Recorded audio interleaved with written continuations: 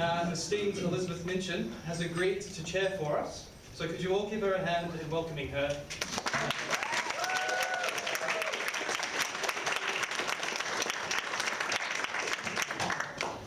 Well, thank you, everyone. I'm to be the immoderate moderator of this debate. Instead of a water clock, failing a water clock, I have a bell, which I shall use after, if I've got this correct, after 7 minutes to warn speakers that they are about to wrap up, Peter.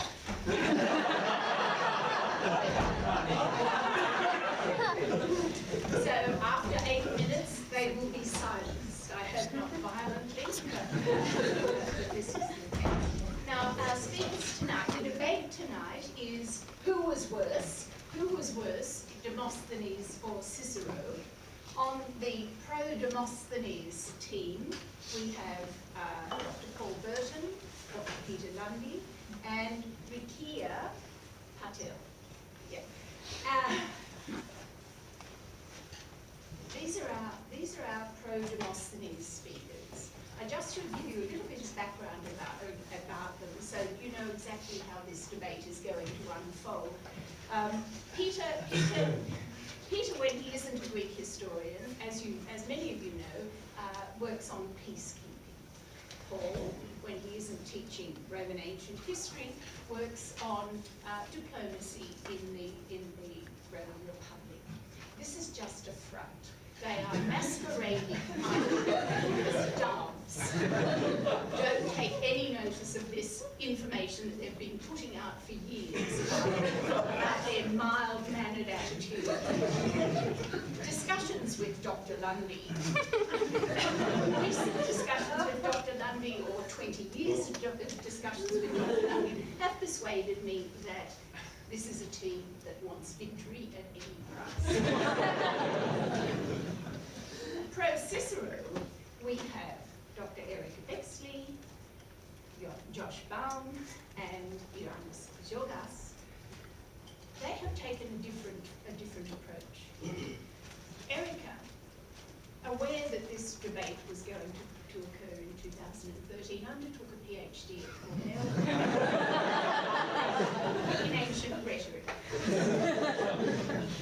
Ioannis, aware that this debate was going to occur in 2013, has spent this last semester exercising his rhetorical muscle, teaching a course on Cicero indeed.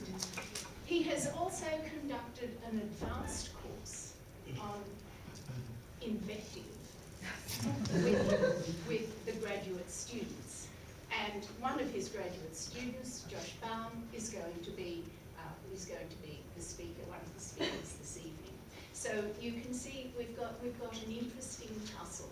The crowd who are pretending they're just cool and will just debate but really want to win, and the crowd who make it perfectly obvious that they really want to win. So I'm not actually sure who is going to speak first, but I'm assuming it will be Paul who will be speaking pro-Demosthenes, followed by Peter, and then Rikia, and then we have Erica, and in turn from this side, Erica, Josh, and Ioannis. So I wish you all a happy debate. It will be punctuated by the bell.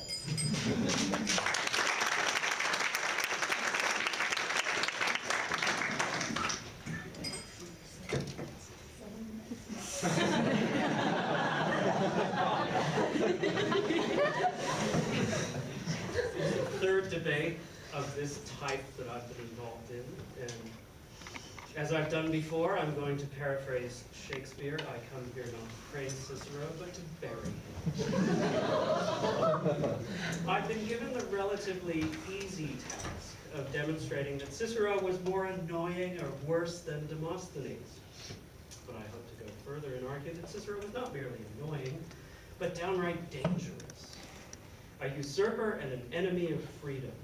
Poor old Tully was knocked off his perch some time ago, where he'd been placed by generations of Oxford dons and fond old English public school masters. He was finally exposed as the pompous, vain, shallow, self-righteous, thin-skinned, whinging, tedious, boring, bloviating blowhard that he actually was. So why take my word for it? Why not listen to the words of the great Marcus Brutus, liberator of Rome from the tyranny of Julius Caesar? I don't brag every hour about the Ides of March, he said, like Cicero with his everlasting nones of December. He was referring, of course, to Cicero's discovery and violent suppression of the so-called conspiracy of Catiline in December of 63 BC, when Cicero had to salvage his do-nothing consulship at the last minute by doing something memorable. So he picked on a probably innocent man whom he personally despised, hounded him out of Rome, and eventually to death. Oh yes, and he put citizens, Roman citizens, to death without trial, a usurpation of Roman law and citizen prerogatives. As this self-proclaimed savior of the fatherland, never let anyone forget it. For the rest of his life, as Plutarch says, one could neither attend the Senate nor a public meeting nor a session of the law courts without having to listen to his endless repetitions of the story of Catiline. And let's not forget the memoirs he cursed the world with, most of which, fortunately for us, do not survive. And for good reason. A 3-book epic poem, for example, pompously entitled On His Consulship, complete with a high thundering Jupiter standing on starry Olympus, hurling forth his blows and unloosing his bolts of lightning at the Capitol, the full moon blotted from heaven, the torch of Apollo setting fire to the dome of the sky, the frenzied bosom of prophets forecasting impending disaster, the Martian beast, nurse of Roman dominion, suckling children divinely begotten, who sprang from the loins of the war god with life-giving dew issuing from udders distended. It goes on. Culminating in what must be the most pompous boast of all time, O fortunate Rome, born in my consulship. Not satisfied with self-promotion, Cicero could never get enough of hearing about his own greatness. He once whinged in a letter to Pompey the Great, my achievements, which I have done for the safety of the country and that stands approved in the judgment and testimony of the whole world, have been such that I expected to find at least a word of congratulation about them in your letter. It's absurd that a man who put down what amounts to a storm in a teacup, a shoddy little insurrection by a pitiful band of desperadoes in northern Italy, should compare his own actions to that of the conqueror of the entire East, the great Pompeius, who expanded the Roman Empire more than any other single individual up to that point, who made and broke kings with a mere wave of his hand. It is utterly ridiculous.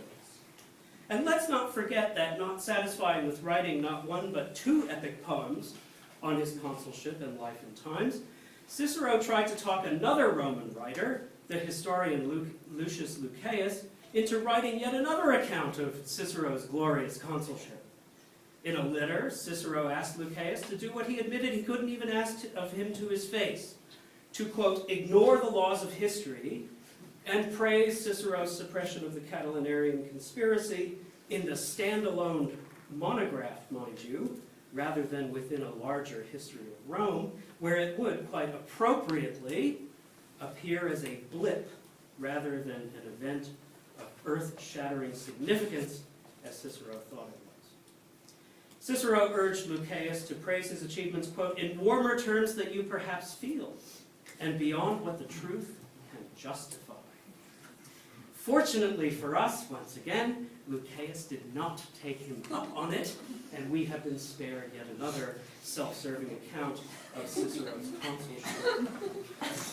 All of this may seem trivial, hardly to be taken seriously at all. The empty boasting and blind vanity of an annoying little man to be swatted away like a fly by a horse's tail. But what all this bragging conceals is a much darker truth. That Marcus Tullius Cicero was quite simply the greatest enemy of Roman freedom the Republic had ever seen. Greater even as a threat than Julius Caesar, whom Cicero endlessly debated with himself about joining after he crossed the Rubicon. Greater even than the first Emperor Augustus, a creature, we should not forget, of Cicero's own making, designed to pursue his petty vendetta against Mark Antony. Let us not forget that it was Cicero who urged the Senate to give the 18-year-old Octavian the powers of a general to go off and fight Antony, the first step on the road to Octavian's consulship at the age of 19, the proscription and slaughter of countless Roman citizens, including, thankfully, Cicero himself. The second triumvirate, the slaughter of more Roman citizens, and the final destruction of the Republic itself. The noble Brutus, once again, saw the connection between what he called Cicero's clumsy and sycophantic support for Octavian's lawless ambition and the glorious achievements of the consul of 63, who was forever boasting of the nones of December. This was the day upon which Cicero usurped the power of Roman law, the privileges of the Roman people, by ordering the execution of Roman citizens without trial, on the basis of no evidence whatsoever, and in pursuit of a personal vendetta against Catiline, a man he personally despised. So if the other side wants to associate themselves with a dangerous usurper of citizen prerogatives and an enemy of freedom and democracy, which I can only assume, then I can only ask that you, dear friends, judge our case nobly, nail Cicero's head and hands up on the rostra once more, and do not, as those who lack all moral scruple would urge, ignore the laws of history and go beyond what the truth would justify. Thank you.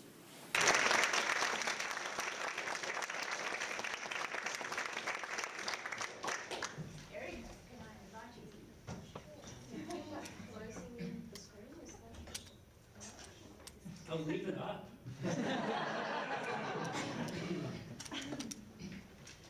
Quousque, Paule, adulteris patientia nostra. Let me begin briefly by replying to the arguments presented by my esteemed colleague. On Cicero praising himself, I will quote Seneca, who said, yes, he praised himself non sine fine, sed non sine causa. And as for his poem, you know, I rather like the line, O fortunatum natum me consule Romam. It translates beautifully into English as a little jingle, oh, the fortunate fate of the Roman state, born in the year of my consulate. Now, all that Paul says about Cicero proves, at least I think it proves, that he reads Cicero. His silence about Demosthenes speaks volumes. How could these Graeculi even think of comparing Demosthenes to Cicero? Cicero wrote oratory, philosophy, poetry, letters, and literary history. Demosthenes could manage only speeches. Cicero was the master of clear, elegant, lapidary prose. Demosthenes was, and still is, unintelligible. Now, I realise that very few students here have read Demosthenes in the original Greek, so I suggest that you do, that you go away and do so.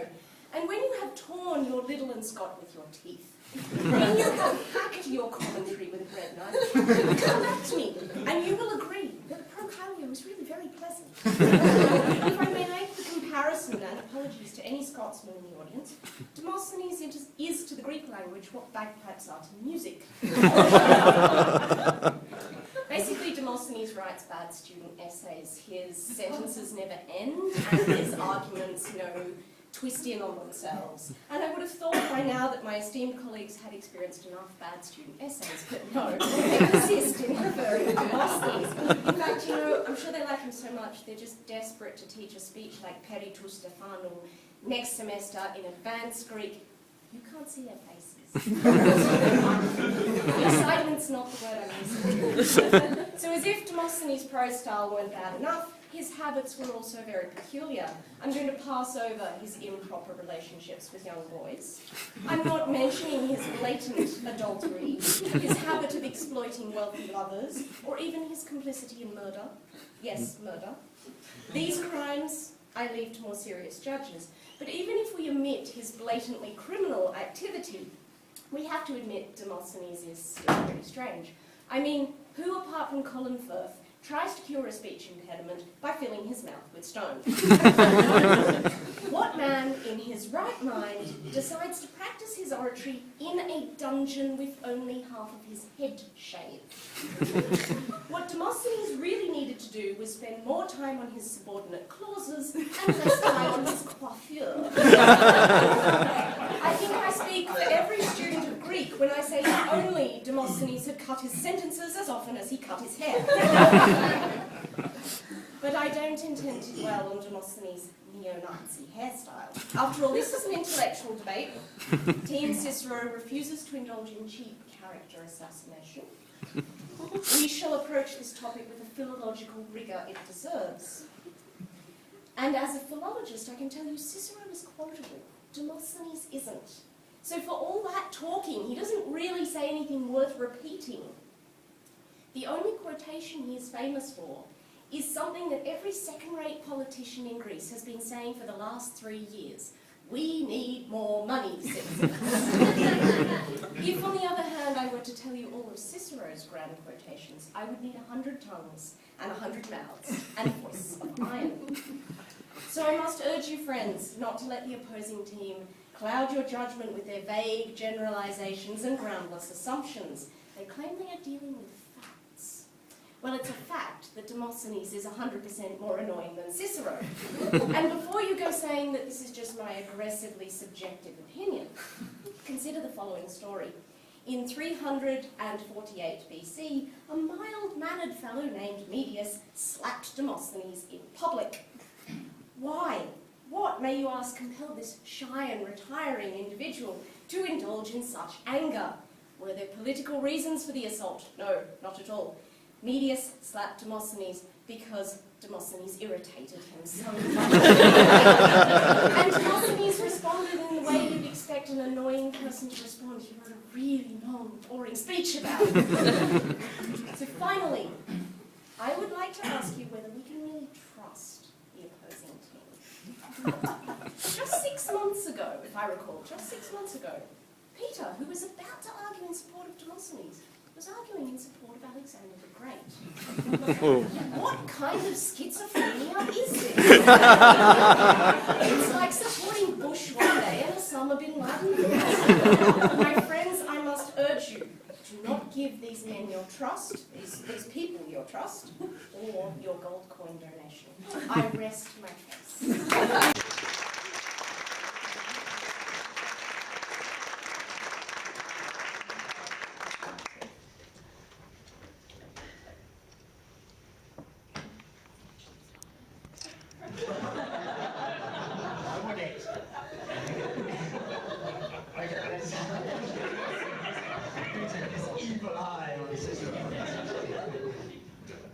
I'm sorry that this took too long.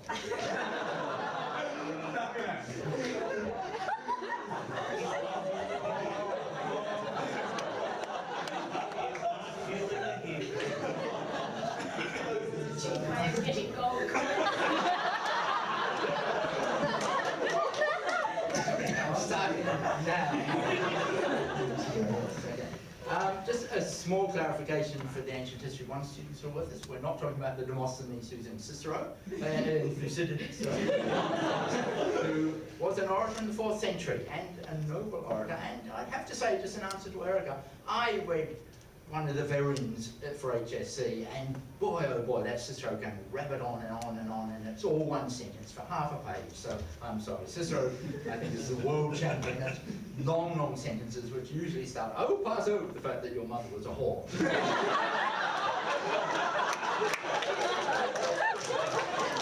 Now, originally, Erica has pointed out my inconsistency, and originally I did indeed want to be on the other side because of my PhD supervisor, Jack Ellis. I arrived at Monash University thousands of years ago, wanting to do an MA on Alexander the Great, until Jack said, oh, Alexander's a bit boring, isn't he? Why don't you do the Delphic Fictin? Something obviously everybody would think of first. So I thought, well, yes, I can bore students with that forever and ever. So I learned French, which I had to, and wrote a thesis on the Delphic Fictin. After about a year and a half, Jack said to me, oh, you don't seem to have written anything.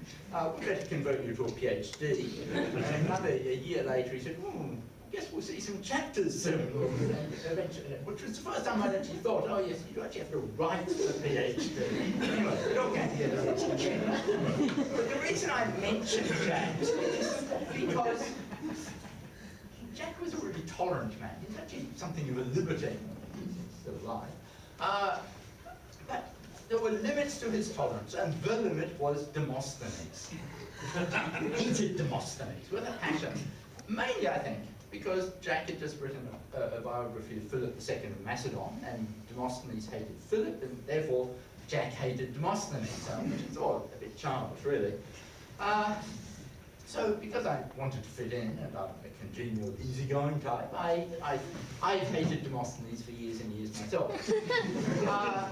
And only had occasion to reconsider my position. When I think about it, Demosthenes has a lot going for it. And for a start, for Jack, hating Demosthenes meant he had to love Aeschines, Demosthenes' great opponent, who was a hypocritical scumbag. Aeschines won against Timarchus, which we read for the law court speech last year. He goes, oh, I like a young boy myself, but he enjoys it, and that makes him mad. He's people like that. Now, despite what Erica said, and final speaker will point this out, Demosthenes was a great orator. But how did he get to be there? Was it because he desperately wanted political power? No. He was an ordinary Athenian from a moderately well-off family. He wasn't a naturally good speaker, yes. He walked around with pebbles in his mouth talking, ran up hills talking, and probably everybody thought he was really strange. But he was putting the hard yards into becoming a great orator. He worked. Students take note. Battler. But he'd seen a great orator speak, and he loved it. And his father had died young, and his scumbag guardians, 2 uncles and a friend from memory, cheated him of his inheritance. And in the Athenian system, of course, you had to go and do battle for yourself in the courts. This wasn't somewhere where you could hire a Cicero to speak for you. You spoke yourself. So Demosthenes had to learn to be an orator in order to win back his own inheritance. And not just for himself. His guardians had not just stolen his money, but also the money that was going to be the dowry for his sister. He did it for his sister. People of the jury, I beg you. Family matter. Poor woman. So, she would have to marry some real lowlife if she hadn't got a dowry. So, Demosthenes' great moment of both triumph and tragedy wrapped up together was, of course, in 338 BC, leading to the Battle of Chaeronea against Philip. That's not an accurate reconstruction. Best I could find on the internet. Now, it wasn't prudent to fight Philip. Philip was the greatest military power in the Greek world. It was possibly foolish, but it was also noble, because Demosthenes was standing up for Athenian democracy.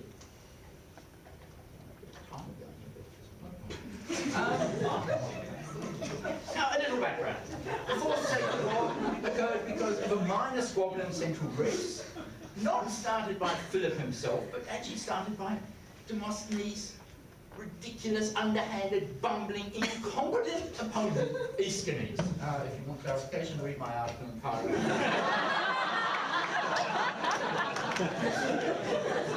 So, Philip of Macedon has to come down to central Greece to sort out this little local mess between Delphi and the local Amphicians, people very close to them. So here's Philip, best picture I could get. So Philip is trundling through central Greece. Now, here's a little known fact about Greek history, and bonus points if you put this in your exam. Philip of Macedon was a bit of an Apple fanboy. So he was trundling along his army, as you do, and navigating with his iPad. Now, at this point in Gravia, just near Gravia, here, and you all remember the series course, Philip, Google Maps tells Philip, Delphi straight ahead. the map upside down for the navigational challenge. Philip is using his brand new iPad, and of course it uses Apple Maps, which has a propensity for taking people off and so Philip ends up turning left when he should have gone straight ahead, and ends up at Elatea and focuses instead.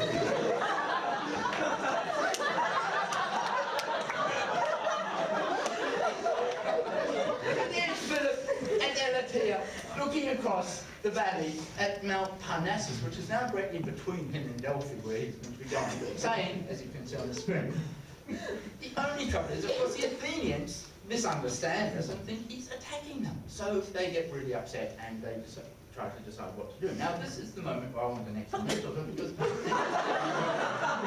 next bit is revision for our Ancient History 1 students. We get the most magnificent description of Athenian democracy in action from Demosthenes describing this moment. And a messenger comes in from Elatea in the evening. He tells the Prytanes, there's a the presiding tribe in the countryside. Are they coming to that? How much is what's falling?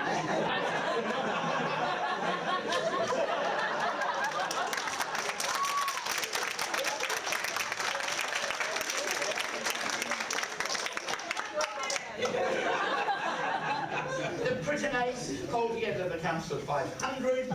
This gives the lie to what all my students have told me this week, that the Athenian democracy works slowly. They call together the Council of 500. They immediately, which meets at dawn, the next morning, the assembly is meeting up on the Pnyx at dawn. So, the Athenian democracy very, very quickly reacts to the problem. And you've got to imagine the scene now. Thousands of people up on the Pnyx at dawn. Oh, yes. And they're waiting for somebody to guide them. They want a person. I only have a photo of myself on the Pnyx, but Demosthenes. And he's not going to defend some aging, decrepit, sickly aristocracy like the senatorial oligarchy of Rome. He is defending the fine young democracy. He is going to defend democracy. So they look to Demosthenes to rise to the occasion. They want somebody who will tell them what to do, because the democracy works like that, And Demosthenes rises to the occasion and urges them to go and fight Philip at Chaeronea, which doesn't end well, but moment when Demosthenes stood up and said, yes, we will fight tyranny, we will defend Demosthenes, the democracy.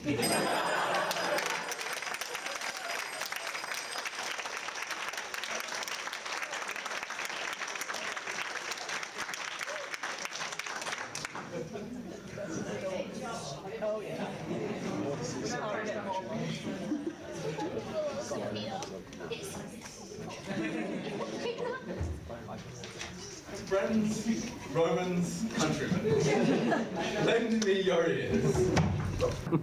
I've always wanted to start the speech like that. Unfortunately, Paul stole my thunder. I was going to then add, I come here not to bury Demosthenes, but to praise Cicero. But if Paul wants to associate himself with Antony, who gave that speech, so much the better. Now, I've brought on the speech for a different reason, because I believe the whole debate has been phrased far too negatively. I'm not going to attack Demosthenes. Erica's already dealt most capably with that. Demosthenes was fond of going on a great length about the crown, and Erica, like Caesar, rejected the crown. 3 times. So I'm here to praise Cicero, and not to argue that Demosthenes was worse, not even to argue that Cicero was better, to argue that Cicero was the best. And this just isn't my opinion, it's also the opinion of a certain Apollonius of Rhodes, son of Molon, widely regarded as one of the best teachers of rhetoric of the day, who after hearing Cicero declaim in Greek, not his own native Latin, said, "I congratulate you, Cicero. After Rome conquered Greece, all we had left to us was our culture and our civilization. Now I see that that too has been overtaken. Rome has overtaken Greece in your person."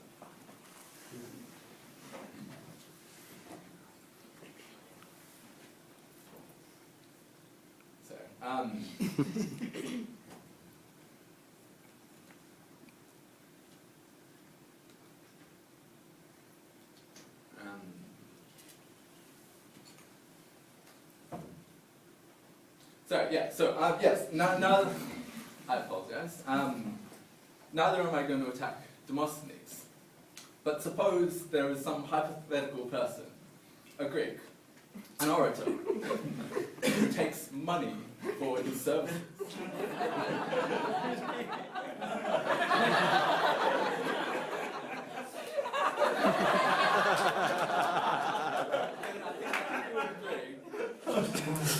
I think you would agree that there's no point comparing such a man, if he existed, to Cicero, the greatest orator of all time. Of course, you could compare such a man perhaps to Antony, who was a bit fond of accepting money for services himself. Now, so this hypothetical orator can't even compare to Antony. And what this hypothetical orator is to Antony is to Cicero. For Cicero absolutely demolished Antony in a series of speeches which we now know as the Philippics, which doubtless our opposition will claim is some sort of, cultural hegemony, subservience to Demosthenes. They're missing the point entirely. Cicero called them those in his letters as a joke. And this leads me on to my further point about Cicero's wit. If I were to name all the examples of Cicero's wit, we'd be here all night. I'll just name one instructive example. Now, Cicero was a novus homo, a new man, new to the Roman hierarchy, much like Ioannis is new to the AE. Now, one of the established members of Rome's nobility went up to Cicero one day, and much like a private school educated North Shore Sydney law student, probably from Burton or Johns, was berating Cicero, saying, "Who's your father?" To which Cicero replied, "I regret that I can't ask you the same question, since your mother has made it a rather difficult question."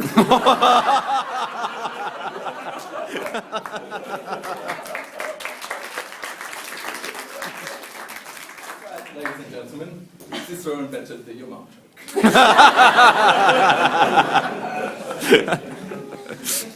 Was it jokes such as these that angered you, Antony? Sorry, I mean Paul. that drove you to join forces with your greatest rival, Octavian, here? I apologize, love, for this. Do you really imagine they're going to keep you around for long?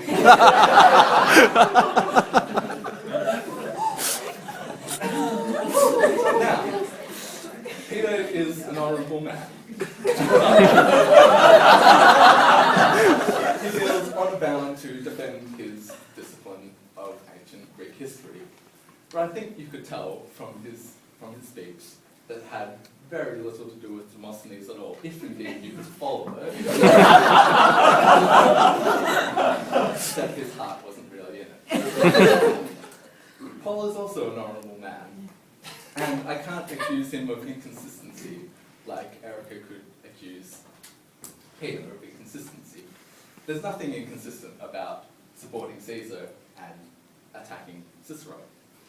After all, that's what Antony did. That's an upstanding pillar of Roman of virtue. But nevertheless, I'm surprised at you, Paul. For, like Caesar, Cicero left us all a will. Something far more valuable than 75 drachmas per person. But I can't read it to you. I fear I wrong the honourable men whose words have stabbed Cicero. Shall I read it? Yes! Very well, if you will compel me. Cicero left us his letters. That's right, as well as being a man of highest wit and intelligence, Cicero was a man of letters. And without these letters, looking at Roman history, we would be like old Appius Claudius the Censor, blind. I wish I too were blind, then I could not witness this vile treachery. For Paul, as a Roman historian, you are one of Cicero's heirs, as a all who study Roman history. And yet, you stabbed him in the back, and you cut off his head and hands. Now, I have one more point to make. Cicero was also a magnanimous man, once being bested by a student of his in a court of law, which is similar to a debate. If Peter is allowed to go.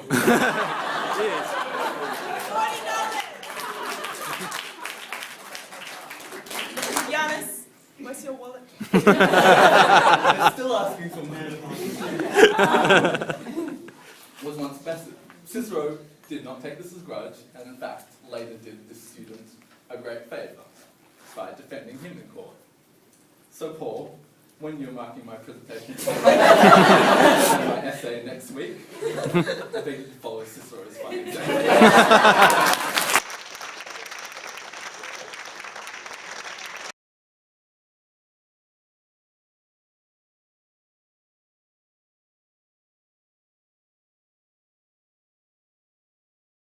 Alright, I'm sorry. Are we supposed to consider inventing your mum jokes a point of pride with Cicero? Or does it just go further to prove that he really was an incredibly annoying, irritating man? Because I'm not going to say thank you for inventing your... These are the worst jokes in the world!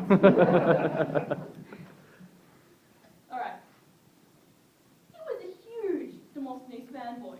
Plutarch loved Cicero loved Demosthenes. He thought Demosthenes was a great writer. He was a fanboy. He praised Demosthenes endlessly. It was a joke that he named his speech the Philippics because he was embarrassed to compare himself to Demosthenes. It was such a ridiculous comparison to make that he had to pretend it was a joke because it was just embarrassing. Now, Plutarch has written extensively on Cicero and Demosthenes, and he knew Demosthenes was a better speaker. He says it repeatedly. Cicero was a very pretty speaker. Demosthenes was an effective speaker. Cicero got people going, oh, what a lovely speech, what a beautiful turn of phrase. Demosthenes got people saying, yes, let's go to war, let's kill people, let's change things. Demosthenes was one hell of an effective speaker compared to Mr. Oh, what pretty language, oh, so lovely. So Plutarch knew, as many, many people, that Demosthenes got results. Cicero got people going, oh, pretty, which is not what I consider effective. Now, Cicero was quite witty, he did have some quite good comebacks, but you could hear him after every comeback, he was just internally going, oh, snap! He praised himself so much out loud, you can imagine how much he did it mentally. If you're going to follow up every smart line with an oh, snap internally, it's not worth it, really.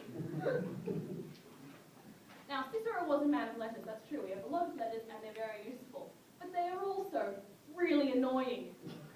He is such a whinger. He's emo, he's a drunk, he never shuts up. I've actually got a quote here from when he couldn't make an important decision. He was really bad at making important decisions. Whenever there was an important decision to be made, he'd flip and flop and not get anywhere. And at one point, this is a letter that he wrote. me to beg you to write, appeal to your wisdom and goodwill. All is over. No one can help me now. I pray one of my enemies may take pity on me and put me out of my misery. And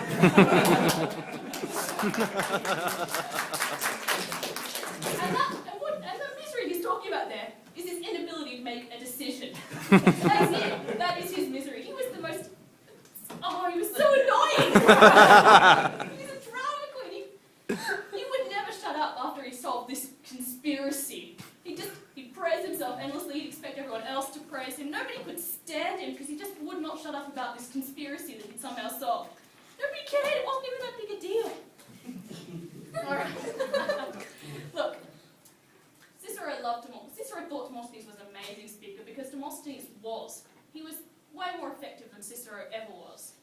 And Cicero was such a bad poet.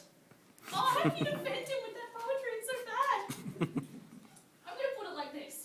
If you were at a party, would you rather hang out with Cicero, who follows every line with an oh snap and can't stop telling your mama jokes? Or would you rather be at a party with Demosthenes, who's got one hell of a party trick, because stuffing your mouth full of rocks and talking...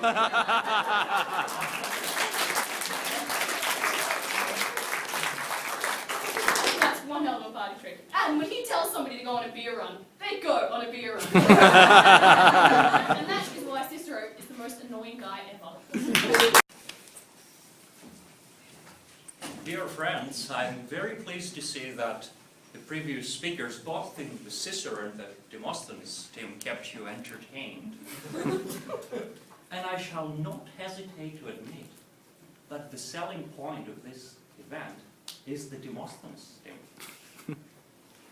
I know very well that most of you came here tonight to observe a miracle. To see my esteemed colleagues, Dr. Paul Burton and Peter Londey, to see that they had formed an alliance.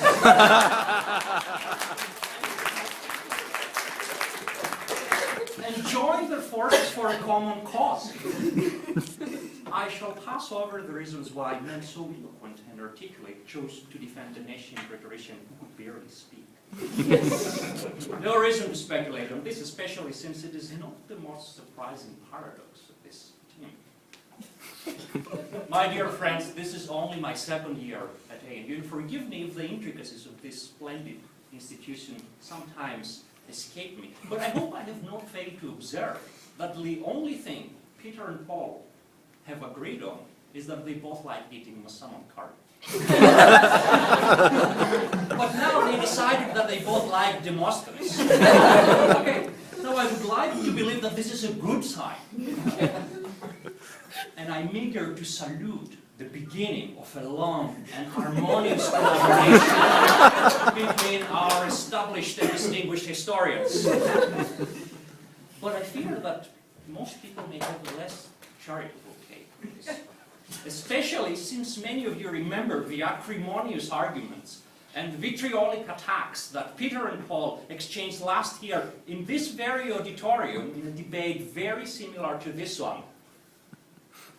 This is a most incongruous, most inconsistent, and most unconvincing union. On the one hand, we have the Roman historian who supports Demosthenes. On the other hand, we have the Greek historian who couldn't care less about Latin. Who are they trying to convince? What confused plan did they have in their minds? How are we to make sense of this team? A team, I say, but it looks more like a brotherhood of wolves. Such an unpromising contingent.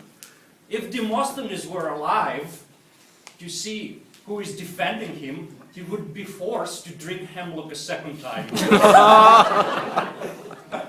But with you, Rikia, with you, I shall be lenient. She's one of our brilliant students, and I promise that she has and will always have my uncompromised support and understanding.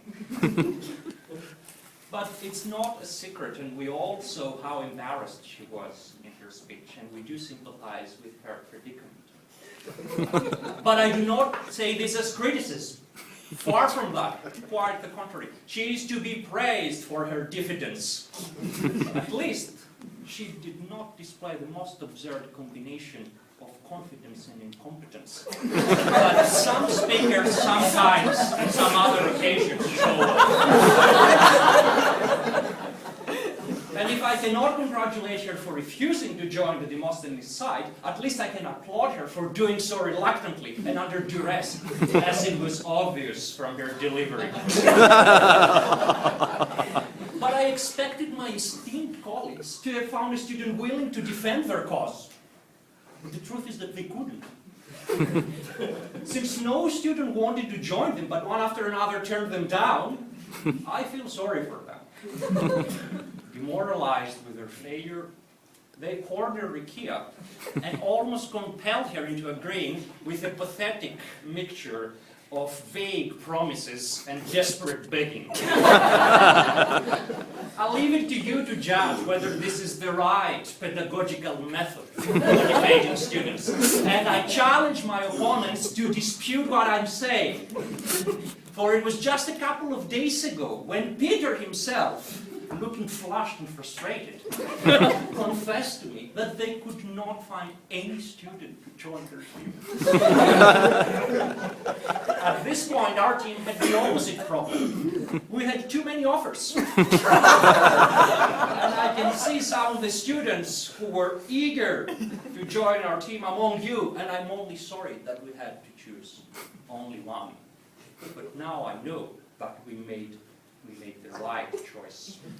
It was clear that Josh, an outstanding scholar with a deep knowledge of both Roman history and Latin language, was able to deal single-handedly, without PowerPoint, without notes, with two distinguished historians. By the way, this is the second consecutive year that a student of Roman history is eager to argue against Paul. Maybe it's time for you, Paul, to get the message. And I'm very grateful to Erica and Josh, who discussed facts and evidence and set the record straight once and for all with irrefutable arguments.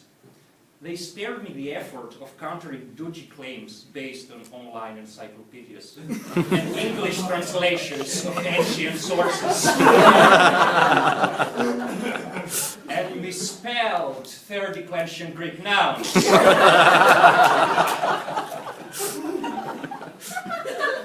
But I feel like I had the wrong impression about the nature of this debate. I expected it to be a rhetorical competition in wit and wisdom, not a tedious rehearsal of second-hand historiography.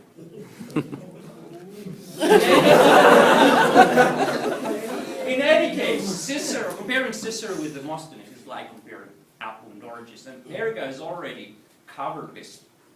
Cicero's speeches are only one part of his multifaceted genius. And yet, even if we take into account only Cicero's speeches, he surpasses Demosthenes by far in style, wit, and performative power. Now his critics pick on his poetry. They just parrot Quintilian, or parrot those who parroted Quintilian. Most of them have not read his poetry. With good reason. Now, they also pick on Demosthenes being a model for Cicero, but they completely miss Ciceronian sarcasm and irony. Now, I hope my opponents appreciate the mild and moderate tone of my speech. I say this because the other day Peter came to me and complained. I mean, did you buy Peter complained? He said, Ioannis, in our last debate, you said many rude things about me. But why did you say this, Peter? Was this your way of begging me for mercy? Or were you trying to provoke me to show you what real invective is? I shall not speak much longer. Elizabeth had already had a hard time putting an end to long-winded digressions. Let me finish by just returning to the actual question of the debate, whether Cicero or Demosthenes is worse. All I have to say is, when Cicero is good, he's really good. But when he's bad, he's actually better.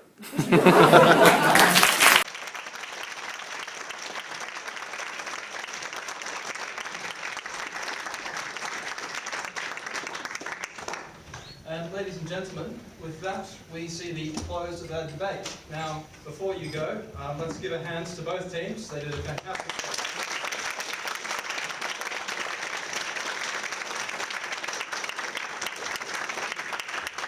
Now we come to the stage where we determine who won. Now, at this great debate, what we do is we have two buckets, which will appear soon. They're underneath. They're underneath. Here they are. Probably left them. Okay. Now, we'd like you to put a gold coin. I'll leave it to my opponents to stuff the belt. Put a gold coin or a note into the bucket that represents the team that you support. Okay, so if you liked the Cicero team, Ioannis, Erica, and Josh, you put it in the red bucket. As you see, it corresponds with Rome, in red. If you agreed with Peter, Paul, and Rakia, you put it in the blue bucket. Okay. But before we start doing that as well, I'd just like to, have we got the gifts? Well, we'd just like to find out some gifts to the debaters as well. Just so you know, how many of you have seen the advertisement, the flyer? Yeah, well, we've basically cut and pasted all of their heads onto bodies and given them a bookmark with it. So that they'll always remember this wonderful night.